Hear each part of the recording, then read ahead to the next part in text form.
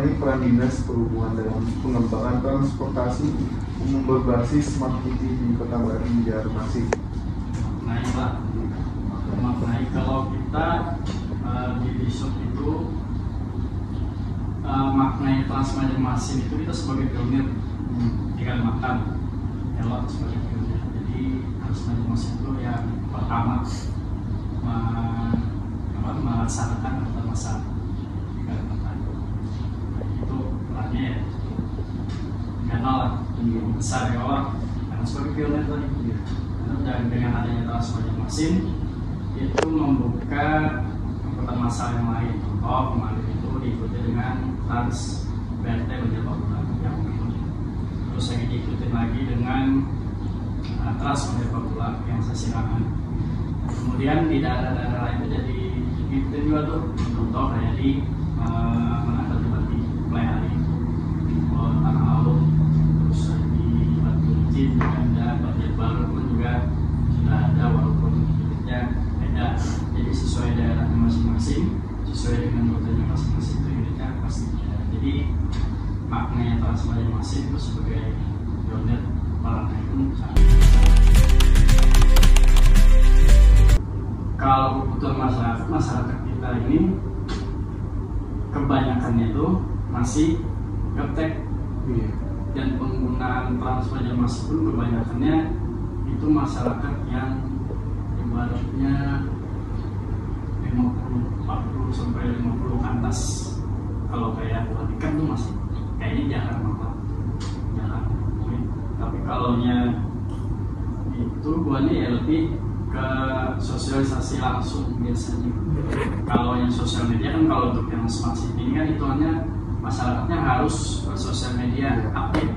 Nah, sedangkan masyarakat kita yang sosial media aktif itu ya kita ini biasa yang anu lah, yang masuk kuliah terus di bawah 30 tahun lah, yang sosial media aktif itu yang mungkin berdampak dengan smart city ya lah. Nah, jadi ya itu perannya itu kebutuhan masyarakat dari smart city itu kayaknya tergantung masyarakatnya, tergantung masyarakat lagi membiasakan beda dengan teknologi. Kalau ada peran kita yang paham teknologi harus membawa kayak gitu. Contoh misalkan kita kampus naik Trans Banjarbaru, Trans Banjarmasin kan melewati tuh. Yo, ngelewatin lo di depan mana? Depan lo di situ kan ada. Nah itu jadi yang anak muda itu harusnya itu yang ngajak kayak kamu yang gitu.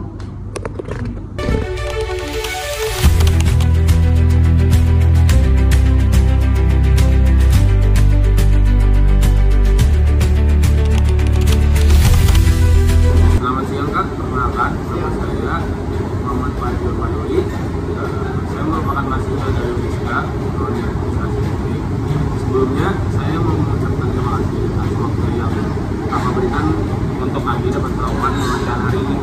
Gimana kabarnya juga? Alhamdulillah. Langsung pertanyaan adalah, menurut Kakak, apa peran utama Dinas Perhubungan dalam pengembangan transportasi umum berbasis smart city di Kota Banjarmasin? Menurut yang ketahui lah, peran Dinas Perhubungan sebagai berikan kenal smart city lah. Iya. Ini berperan untuk mengembangkan transportasi umum supaya lebih tertata, aman. Terus mereka ini mempunyai peran penting untuk membawa teknologi ini ke transportasi, misalnya membuat transportasi lebih canggih, terus membuat aplikasi. Itu sih. Apa saja program atau tindakan nyata dari Dinas Perhubungan yang Anda ketahui terkait pengembangan transportasi umum berbasis teknologi di Banjarmasin? So far yang kami ketahui itu ada aplikasi pendukung transportasi umum yang adalah terus di BTS Group, yang dimana itu kita bisa ngatur rute bus kita sendiri, terus secara real time ya, terus jadwalnya, terus keberangkatannya kemana aja, dimana itu sangat amat membantu. Terus menurut kakaknya lagi, apakah peran yang dijalankan Dinas Perhubungan saat ini sudah sesuai dengan kebutuhan harapan masyarakat. Cukup mencerminkan harapan masyarakat, terutama dalam hal modernisasi dan kenyamanan transportasi umum. Namun tantangan masih ada, seperti kurangnya armada fasilitas penunjang serta edukasi masyarakat soal pengembangan teknologi. Yang meski ada upaya untuk smart city, implementasi di lapangan masih perlu ditingkatkan agar lebih sesuai dengan kebutuhan hati warga. Selain mengurus transportasi umum, menurut Anda apa saja peran lain yang dijalankan oleh Dinas Perhubungan yang Anda rasakan sebagai warga? Yang pribadi rasakan setiap pagi berangkat kuliah, pengaturan lalu lintas itu sangat amat membantu di Dinas Perhubungan. Terus dari pengelolaan sarana dan prasarana penunjang transportasi.